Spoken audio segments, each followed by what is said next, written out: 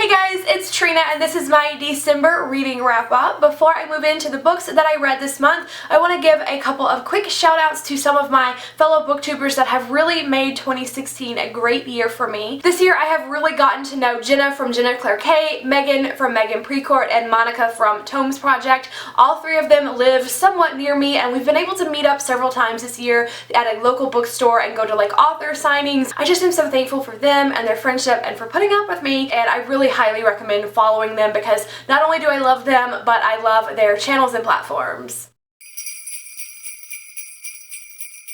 For my TBR check-in this month, I had wanted to read 7 books and I ended up reading 4 of those. I got a really late start on reading because I was traveling at the very beginning of December, and then right before Christmas, like the only thing I was in the mood for were Christmas themed books, so I read a couple of those, and then when I was done I was like, that's it, I'm done for the year, I don't want to read anything else. So, you know, I didn't hit all 7 of these, but that's okay, I still want to read them at some point. Moving into the book reviews, I did read a total of 7 things this month, and as always I'm going to start at the bottom and work my way up to my favorite read of the month. So first up, I read Perfect Fits by Megan McCafferty. This is the 5th and final book in the Jessica Darling series. This is a book series that follows one main character, Jessica Darling, as we read her journal entries as she is going through her high school, college, and then her adult life. Book number 5 here has followed her into her adult life, and it's set about 2 or 3 years after the previous book, and in my opinion, I just didn't really need this book. It definitely felt like something that was added on as an afterthought. This book only covered a 24-hour time period, so I did feel like it was quite stretched out. Some parts really dragged for me. And this book also switched in narration. The previous 4 books were all her diary entries, and this one is now just a third-person narrative. Because of this, we got to follow our other main character in the series, Marcus, and just his thoughts as he is alone, but I unfortunately felt like Marcus was acting very out of character. He seemed like he was acting a lot like Jessica, and now maybe her personality has rubbed off on him throughout the years,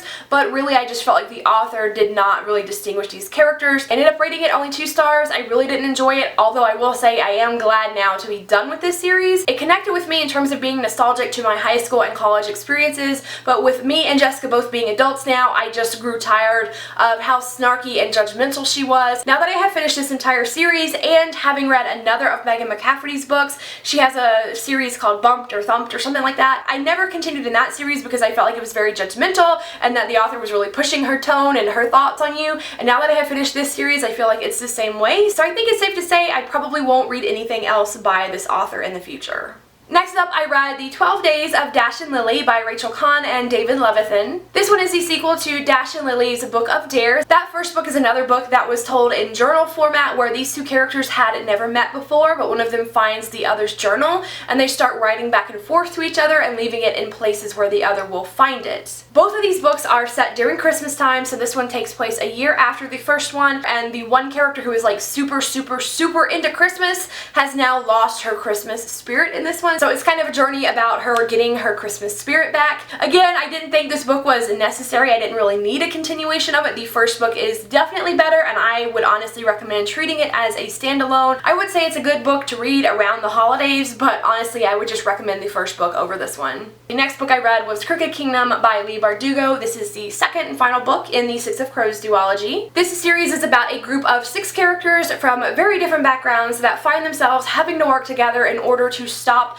this drug from spreading throughout their land that is threatening to wreak havoc on their magic system. I love the fantasy world in this book, how diverse it is, how diverse the characters are. This book does have a good representation of race, sexuality, and disability. The main character, Kaz, has a disability that is very similar to the author's, so it is own voices for disability. However, I found myself pretty disappointed in parts with kind of some jabs that I felt were made at the expense of mental illness. I felt like parts of this book in terms of the plot were dragging for me, and so whenever a book does drag a little bit, I will start to nitpick the smaller things, and so that's the only reason why I think I notice this. Although I do enjoy this story and the characters, I felt like I wasn't getting to know the characters on a level that I wanted to. Furthermore, there were a couple of things that happened in terms of plot in this book that came out of absolutely nowhere and felt very random, and it was so unsatisfying to see random things being thrown in here because I felt like Like, what even was the point? I do have a spoiler-free duology review up, and I also have an in-depth spoilery talk about Crooked Kingdom if you want to know more of my thoughts on some of these things that I mentioned if you've already read it. Next, I read The Goose Girl by Shannon Hale. This is a retelling of a classic fairy tale also called The Goose Girl. This is a story about a young princess who has been betrothed to the prince of a neighboring kingdom, and as she is on her way traveling to the prince's kingdom to meet him, she is attacked by her lady-in-waiting who steals her clothes and takes her place and goes to the other kingdom and tries to pass herself off as the real princess. Meanwhile, our main character, the princess, kind of goes into hiding and she becomes a keeper of geese. I did listen to this one on audiobook, and that I think is why I liked this one so much. I did end up giving this one a 4-star rating. It had a very large cast of characters, it had sound effects and music, the voice acting was phenomenal. It was a great experience to listen to because I've said this before, I really feel like listening to audiobooks of fairy tales just works perfectly because I grew up with fairy tales being read to me like at bedtime, and so it just kind of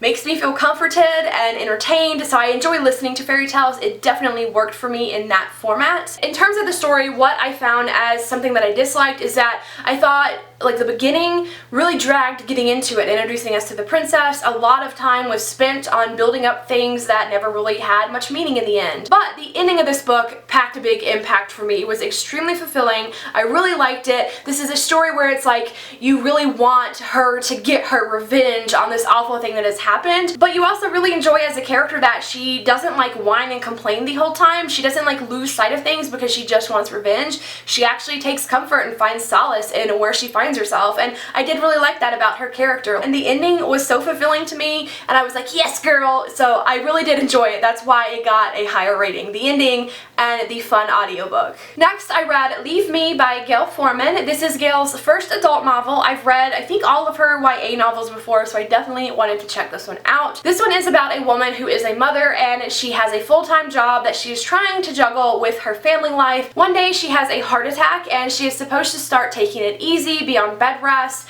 to better recuperate, and she's just finding it hard to recover from it because of how hectic her home life is. And so one day she just up and leaves. She's getting to be alone for one of the first times in many years and just getting to know herself a little bit better, and she starts also searching for her biological mother. I ended up actually really enjoying this book. I found it very easy to get into. I was almost immediately invested. Like, I don't have kids, I'm not in the same situation that Mary Beth is, but the way that Gayle portrayed it made me so angry and frustrated with her husband, with her mother, like the way that they weren't helping her out. I was like, girl, you better pack your bags and leave. You need some rest. So like I was kind of rooting for it, and then that made me stop and think, but she's a mom and you can't just leave your husband and kids. There was a section of this book that talks about characters who like leave their families and how we can see them as being redeemed or not. Usually depends on whose side of the story that you're following. So I really feel like this was more of an exploration of just like, how would you feel if you're following the one that left? Because usually that's the person seen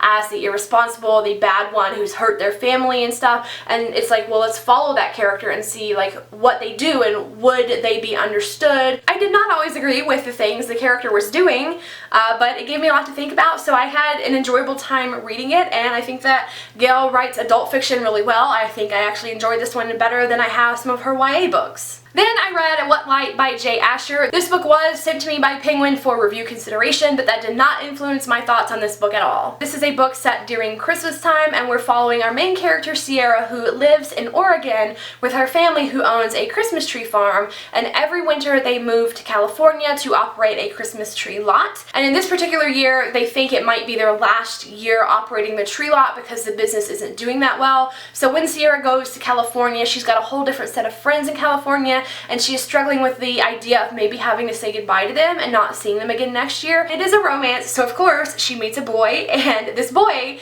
is a trope I don't like, but let me tell you about him. He has a secret in his past that he is still dealing with the consequences of today. The guy with the mysterious past is a trope that I usually do not like, but I actually really liked how it was handled in this book. Like, as soon as this character is introduced and you find out what the rumors about him are, I was like, oh my gosh, this is gonna be terrible. I was like on edge. Like, this is not going to be a good thing. Like, I don't want this particular thing about him to be redeemed in the end. And as far as my feelings on this guy and his character arc and stuff, I did enjoy that this book dealt with forgiveness and character growth and how you can move past mistakes. Although I do think that probably more emphasis should have been placed on mental health and maybe counseling, but counseling was mentioned in passing in this one, and so that ended up being good enough for me because I know that this is just fiction and not real life.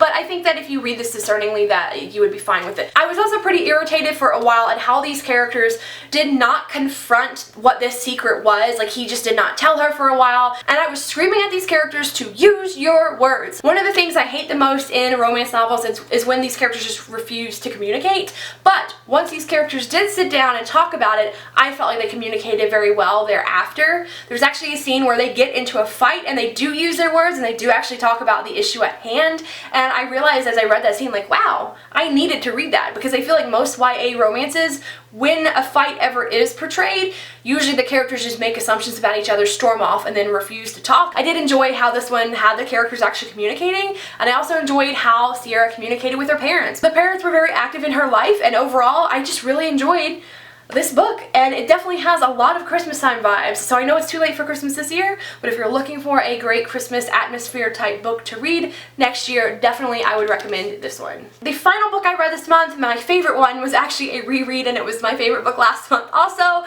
It is Gemina by Amie Kaufman and Kristoff. I read this one last month, so you can see my original review of it in my November wrap up, but in December I actually listened to the audiobook of this one because the audiobooks are just a totally different experience. They have a large cast of characters, a ton of music and sound effects. It's a really great immersive experience. I would highly recommend both versions of this book, the print copy and the audiobook, but if you want to know which one I would recommend over the other, I would just recommend the book. The one thing that the audiobook really cannot capture are Hannah's drawings in the actual book, so if you do have a chance to choose between one or the other, I would definitely recommend the print version, but also the audiobook is really amazing. So these are the 7 books that I finished up my year with. I ended up reading a total of 111 things, although I think 9 of those were novellas. Let me know what your favorite book of December was, and if you haven't seen it yet, I do have a video up on my favorite books of the year overall, as well as a video on my least favorite books of the year. Thank you guys so much for watching, and I will see you in 2017. Bye! Oh, that was a bad one.